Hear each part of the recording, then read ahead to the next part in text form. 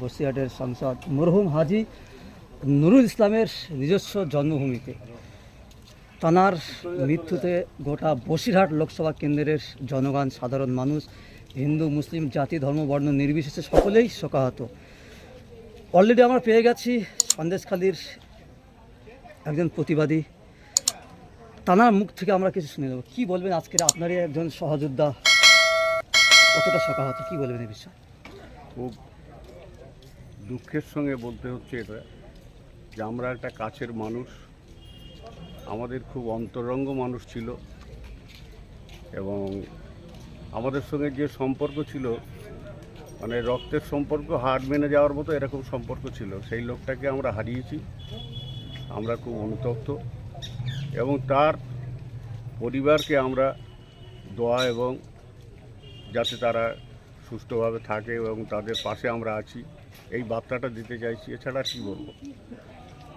এবং আমাদের আজকের আমরা যারা এখানে এসেছি, আমাদের ব্লক সভাপতি আছে, আমাদের শিক্ষার কর্মদক্ষ আছে, আমাদের প্রধান আছে জহর মাহাতো আছেন, আমাদের বাবলু মোল্লা উনি আমাদের ওখানে একজন সমাজসেবী, এবং জমির মল্লিক উনি একজন সমাজসেবী, এবং আমাদের ডিকো সমীর দাস আমাদের পূর্তের কর্মদক্ষ, মান্নান ভাই আমাদের উপপ্রধান আমাদের শেয়ারা অঞ্চলে।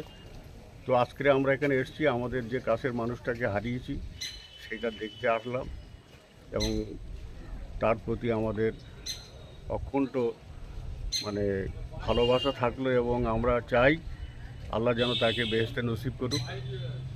এই কথা বলে আমি শেষ করছি। হ্যাঁ, লাস্ট প্রশ্ন, অবশেষে আরেকটা বিষয়, গোটা বসিরহাট লোকসভা কেন্দ্রের একটা অংশ সন্দেশখালী বিধানসভার মানুষের উদ্দেশ্যে আপনার বার্তা কি থাকবে? না, মানুষের উদ্দেশ্যে আমাদের বার্তা নিশ্চয়ই আমাদের যিনি এমপি ছিলেন ওনার যে আদর্শ, সেই আদর্শে আমরা চলেছি এতদিন।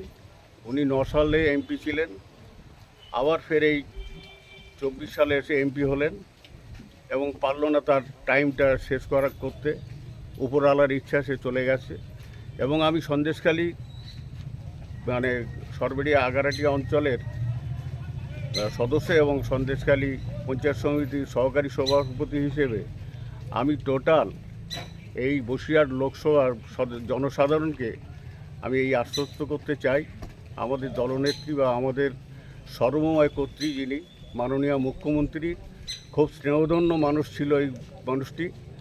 আমরা চাই আমাদের মাননীয় মুখ্যমন্ত্রী আগামী দিনে আমাদের এই বসিরহাট লোকসভার যে সমস্যাটা আমাদের আজকে তৈরি হলো সেটা নিশ্চয়ই ওনার মাথার থেকে বেরিয়ে আসবে।